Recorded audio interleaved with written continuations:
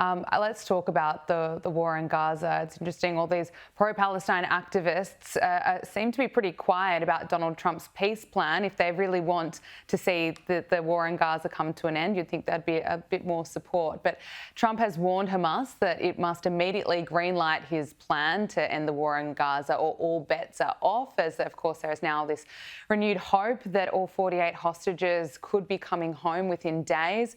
Negotiators for Hamas, Israel and US officials are heading for talks in Egypt. Now, there are reports that Trump has also torn into Israeli Prime Minister Benjamin Netanyahu in their latest discussion, telling the leader to stop being negative during a phone call.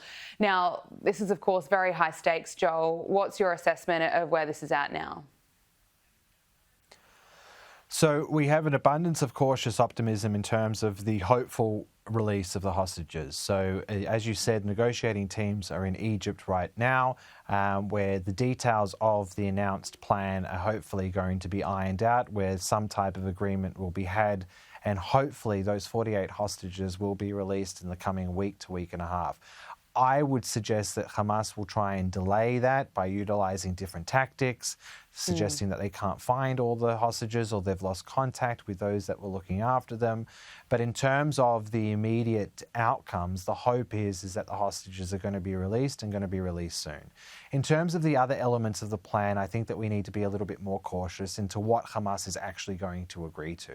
So Hamas's initial response to the plan clearly says that they want a continued role in the governance of Gaza. Now, that is a clear red line of President Trump. It's a red line of Benjamin Netanyahu for obvious reasons, but it's also a very clear red line to the Australian government as well, who has said hundreds of times that Hamas can have no role. So whether or not Hamas tries to pivot itself, to rebrand itself, but to still have some type of role in that governance, I think that they will try to they will try to manoeuvre for that. The other condition is demilitarization. The big question is, will Hamas agree to give up its arms and hand them over to another entity, or to give them to the stabilization force? I again would point to my cautious, I would say my pessimism on that.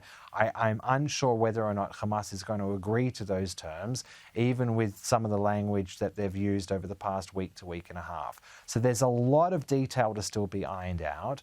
The most immediate concern is the release of the hostages. But once they are released, we all have a collective responsibility, and mainly governments who are underwriting this peace deal, the West, behind President Trump, but along with the Arab countries and Turkey, that they remain steadfast in their condition that Hamas can have no role in the future governance of Gaza. If they roll on that, or they show weakness on that, Hamas will exploit it, and then what you'll have is Hamas 2.0, and then within a couple of months or years after the Israeli withdrawal, we'll be back to exactly where we were on October the 6th, 2023, with rockets coming in from Gaza into southern Israel, and Hamas still holding control and governance control of the enclave. So there's still a hell of a lot to be done, but my hope is that there will be good news in the coming days. The final point is that I think that you don't want to underestimate too much about the relationship between Trump and Netanyahu. I understand that it gets headlines that Trump is, yelling or insulting or telling Bibi that he's always negative. I would suggest that their relationship is still very, very strong. And there's no doubt that Netanyahu believes that Trump currently has his back and has Israel's back. So I think that you'll see good things coming out of that relationship. I'm not too worried about the relationship between the president and the prime minister.